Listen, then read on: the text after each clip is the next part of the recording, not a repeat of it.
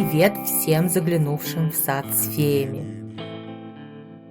Смотрите, что натворила между делом. Нежный, невесомый, как будто сделанный из цветного или прозрачного льда декор. Ничего революционного не придумала, просто сложился пазл из полученной в разное время информации.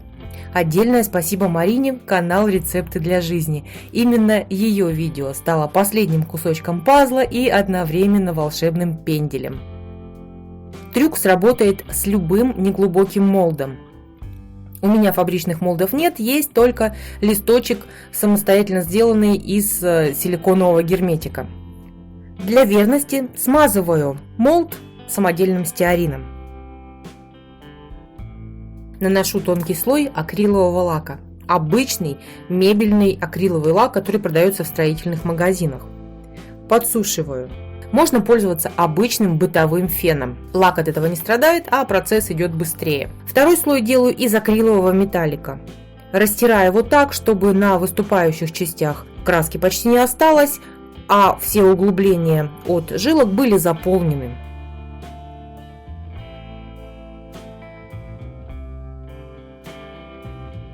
Все остальные слои, примерно 5-6, делаю просто лаком с промежуточной сушкой. Один слой сделаю только по жилкам, чтобы дополнительно их укрепить. Снимаю полностью просохшую заготовку, и теперь ее можно использовать для декора любых поверхностей, в том числе и как праздничное украшение для окон. Есть у меня специальные краски для переводного витража. На файле этой краской рисуется узор, и после высыхания он снимается и прижимается к оконному стеклу. Хорошо держится и также хорошо впоследствии снимается. К любому празднику ваши окна могут быть украшены в своем собственном стиле. Сердечки, тыковки, снежинки, все что угодно. Любой романтический или шутливый рисунок. Кстати, 8 марта же. Веточки мимозы, тюльпаны, нарциссы и в рамочку по стеклу. Именно по этому же принципу можно сделать из акрилового лака такой переводной витраж любого цвета и тематики. Получить аналог витражной краски любого цвета можно, всего лишь добавив какой-то сухой пигмент или водорастворимую краску. У меня это гуашь. Добавляем капельку и получаем красную витражную краску.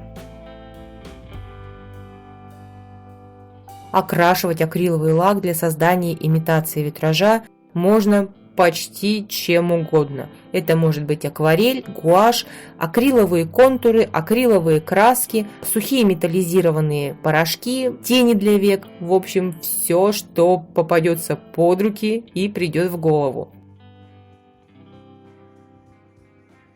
Из неподкрашенного акрилового лака можно сделать настоящие морозные узоры на окнах.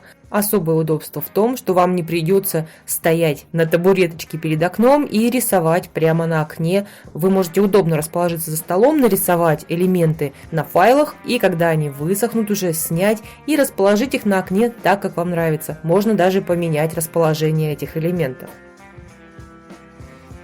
На одной заготовке я сделала много слоев, и лак у меня там был старый, слегка загустевший. Этот листок получился довольно плотный, и теперь я могу использовать его как коврик для создания текстуры на любом материале для лепки.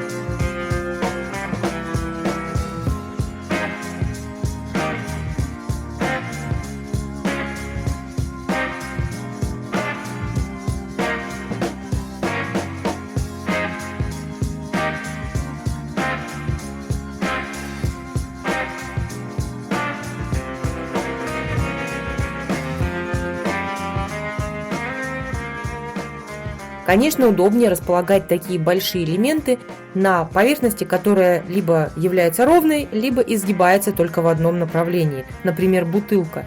Но у меня под руками стоит вот такая штучка, и я попробую приклеить эти листья на нее. Клеить такой акриловый декор можно на тот же самый акриловый лак. Поверхность, которая будет прикладываться к стеклу, смазываем лаком, ждем, пока он станет прозрачным, и плотно прижимаем. Естественно, поверхность перед этим нужно либо хорошо помыть и высушить, либо обезжирить. Если же вы делаете временный переводной витраж для украшения какому-то празднику окон, ничем смазывать не нужно. Все знают, что акриловый лак и так слегка подлипает спустя очень долгое время после его нанесения. И обычно мы с этим стараемся как-то бороться. Здесь же мы легким движением руки превращаем, в общем-то, недостаток материала в его достоинство.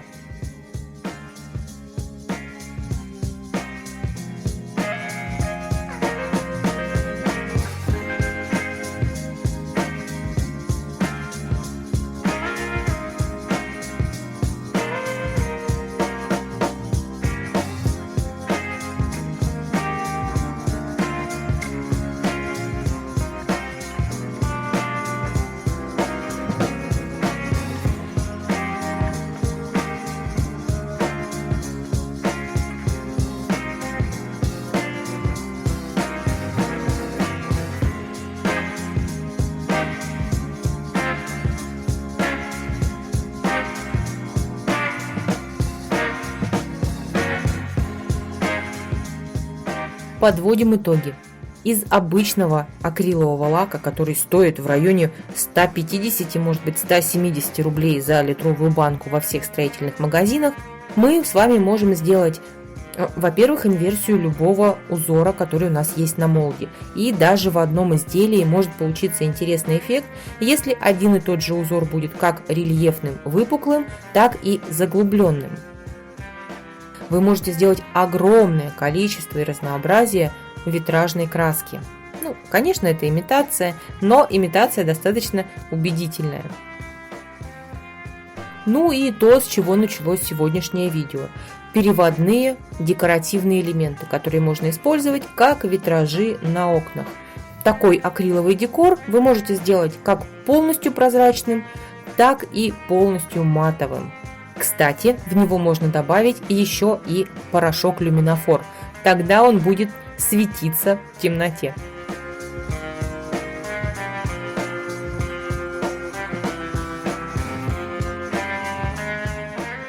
Надеюсь, что после сегодняшнего видео в вашей голове тоже сложится какой-нибудь пазл или появится новая идея о том, как можно использовать простые, недорогие материалы в наших с вами рукодельных целях.